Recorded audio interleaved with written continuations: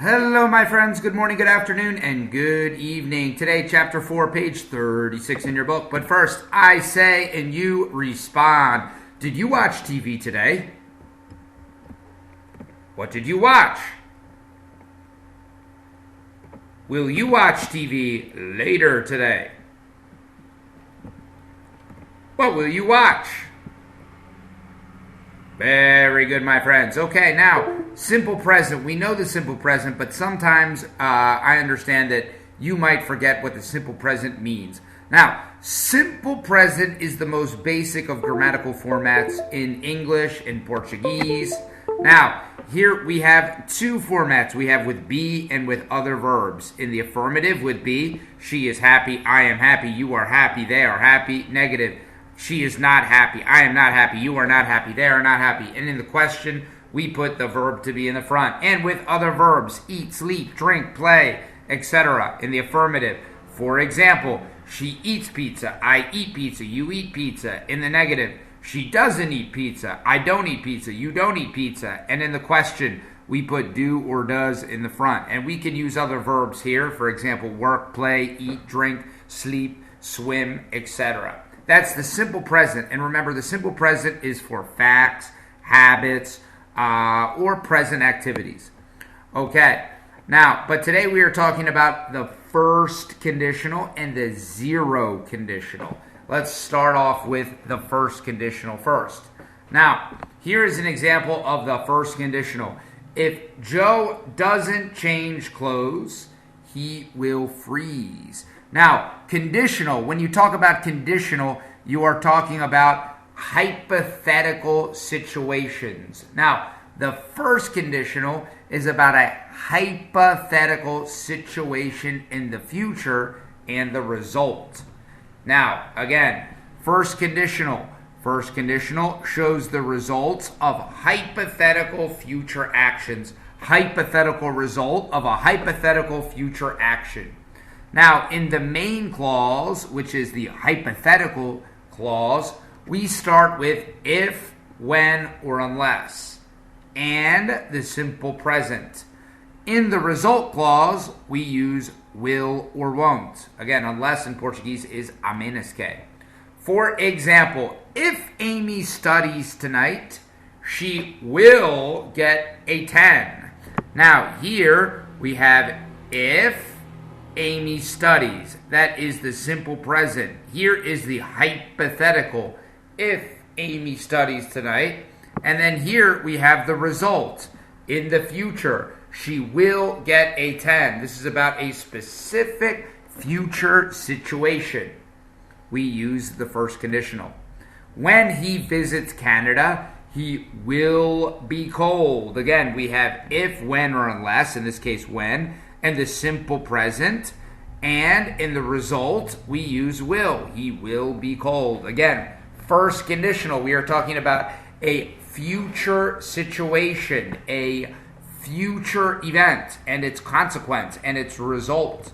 Here, unless he gets a visa, he won't enter the U.S. We have if, when, or unless, in this case unless, the simple present, and won't, will, the negative of will, won't, in the result. All right, some other examples. If you wake up too late tomorrow, you will miss class. If you don't fill up your gas tank now, you won't reach the next gas station. Now, again, notice these are all about future events and their consequences. When you go to California, you will see many beautiful places. Again, this is about a future event and its results. Now, zero conditional. It's different. Zero conditional. Here's an example. If it gets cold enough, rain turns to snow. There's no will here. It's not a future event. Here we are talking about things in general, things that are always true, nothing about the future. Again, zero conditional shows results of actions that are always true, things in general.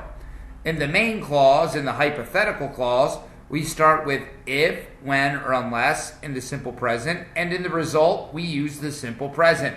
If, when, unless, simple present, result, simple present. For example, when I don't eat lunch, I get very hungry. Here, I'm not talking about a specific event. I'm talking about in general. When I don't eat lunch, I get very hungry. We have the main clause, the hypothetical clause, when in the simple present. And in the result, we have the simple present. Some other examples. If you don't drink, your body dehydrates. It's true. We're talking about something in general. We're not talking about a future event.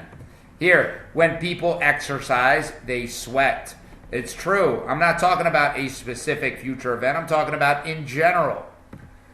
Unless water goes below 0 Celsius, it doesn't freeze. Again, I'm not talking about a future event. I'm talking about things in general. We have unless, when, or if, simple present, and simple present for the result.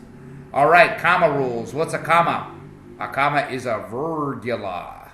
All right, comma rules. When the main clause, the hypothetical clause, with if, when, or unless comes first, we use a comma to separate it from the result clause. But if the result clause comes first, no commas are necessary. For example, he gets angry if he gets hungry. Here, the if part comes second, so we don't need a comma, no comma. He gets angry if he gets hungry. The result comes first.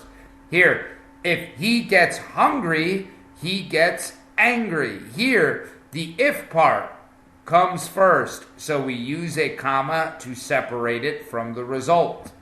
Another example, if I travel to Chicago, I'll see the bean. The if part, the when, unless part comes first, so we use a comma to separate it from the result. And here, I'll see the bean if I travel to Chicago. Here, the result part comes first, so no comma. Here, if she doesn't renew her visa, she won't go. Here, the if part, the when part, the unless part comes first, so we use a comma to separate. Here, she won't go if she doesn't renew her visa. Here, the if part comes second, so no comma. All right, some vocabulary for today, some nature vocabulary. We have a swordfish, in Portuguese, I believe, a peixe espada. We have a catfish. I don't know what a catfish is in Portuguese. Peixe gato, maybe? We have a jellyfish. This is a jellyfish, I believe, in Portuguese, água viva. A mushroom. This is a mushroom. A mushroom in Portuguese is a, well, this is a mushroom. You know what a mushroom is. I can't think. All right, grasshopper. This is a grasshopper. That's going to bother me about this mushroom. Mushroom. I can't think. Okay, grasshopper. This is a grasshopper. I believe in Portuguese, gafanhoto. All right, and a tail. These are tails. In Portuguese, rabos. All right, now some food vocabulary we have for today as well. Taste. Taste is a verb and a noun. For example, he tasted the food and he liked the taste. Here, tasted is a verb. Experimentou, provou, and here he liked the taste. Taste is gosto or sabor. Smell. Smell can be a verb or a noun. She smelled the pizza. The smell was good. Here, smelled, cheirou, and here, smell, cheiro.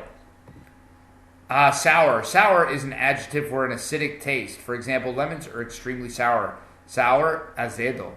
Spicy. This is an adjective for foods that give a burning sensation in your mouth. Red chili peppers are spicy. Portuguese, picante. Bland.